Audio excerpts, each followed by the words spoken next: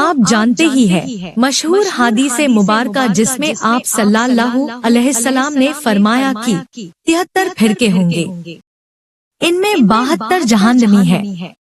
یہ ہمارے لیے چیتاونی تھی کہ ہوں گے لوگ بانٹیں گے، ٹکڑے ٹکڑے کرنے میں آمادہ ہوں گے، لیکن تم اکٹھے رہنا۔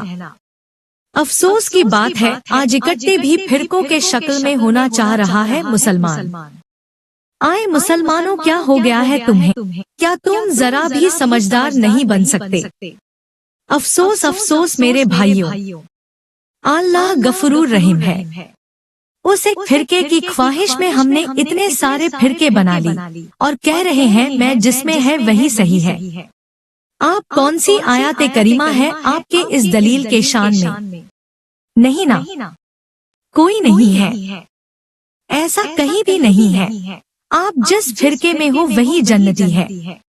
عالم علماء ہزاروں ہے، ہر کوئی اپنی دلیل کے ساتھ کھڑے ہے، لیکن ایک دوسرے کے الٹا گالیاں دے رہے ہیں، کافر مشرک ہونے کی الزام لگا رہے ہیں، دنیا میں ہی جہنمی ہونے کی فیصلے سنا رہے ہیں۔ نعوذ باللہ۔ میں ایک کتاب پڑھ رہی تھی، اس میں ایک نو مسلم کی کہانی لکھی ہے۔ انہیں خواب میں رسول اللہ صلی اللہ علیہ وسلم کے ہاتھوں کلمہ نصیب ہوئی۔ وہ بہت بڑے برہمن پجاری گھرانے سے ہونے کے کارن ان کے لیے آسان نہیں تھا خود کو مسلم اعلان کر دیں۔ خیر بڑی قربانیوں سے گزرتے ہوئے انہوں نے خود کو مسلمان بنایا، مارے پیٹے گئے، پھر ہندو بنائے گئے، پھر بھی خود کو مسلم کہا، پھر مارے پیٹے گئے۔ آخر جب اللہ نے راستہ آسان کیا تو جب کچھ لوگوں سے گفتگو چلی تو سب سے پہلے کسی نے پرشن پوچھا کون مسلم بنے گا؟ شیعہ بنے گا کہ سنی، یا وہابی یا اہل حدیث؟ کون سا بنے گا؟ پھر ان کے لیے راستہ اور تکلیف دائی بن گئی۔ خیر اللہ جسے راستہ دکھاتا ہے اسے کوئی نہیں روک سکتا۔ وہ نو مسلم ان سوالوں کے جواب جاننے کے لیے پوری اسلام کی درس لے لی، یعنی وہ مولانا بن گئے، اور آخر انہوں نے اپنی زندگی بھر کتابیں لکھتے رہے۔ نام تھا ابو الحسین بھٹاچاریہ۔ تو میں کہنا چاہتی ہوں کیا یہی اسلام ہے؟ کیا اسلام میں سچ میں فرقے کی اجازت ہے؟ آپ کسی بھی مولانا سے پوچھ لو، جواب میں یہی کہیں گے اسلام میں فرقے کوئی اجازت نہیں ہے۔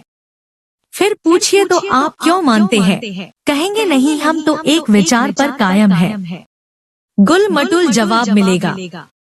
دراصل اسلام کمپلیٹلی توحید سے ہوئے بنیاد قائم ہے، اس میں ٹکڑے ٹکڑے ہونے کی سوال ہی نہیں آتی۔ ایک اللہ کی منتر ہے یہاں، آسمان زمین سب اللہ کا ہے، وہی مالک ہے، اس لیے یہاں فرقے فارقے کی کوئی جگہ نہیں ہے۔ آپ سورہ اثر پڑھو، پتا چلے گا۔ ایمان، عمل صالحہ یعنی نیک کاریہ اللہ کی عبادت اور صبر سے کام لینے والے کے لیے کامیابی ہے۔ پوری قرآن پڑھ لیجئے، صرف نیک کام ایمانداری اور بھلائی کی پیغام ہے۔ پھر یہ فرقے کہاں سے لے آئے تم؟ میں نے جہاں تک جاننے سمجھنے کی کوشش کی ہے وہ کوئی بھی فرقہ، گروپ، وچاردھارا اللہ کے پاس کوئی معنی نہیں رکھتا۔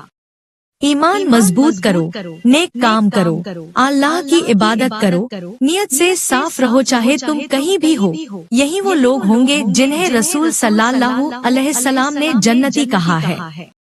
ان کا فرقہ نہیں عمل ہوگا انہیں ایک دوسرے سے جوڑنے والا۔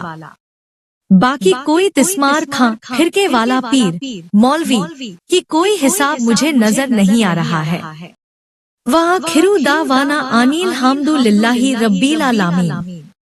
اللہ ہم سب کو سننے اور جاننے سے زیادہ عمل کی توفیق عطا فرمائے۔ السلام علیکم۔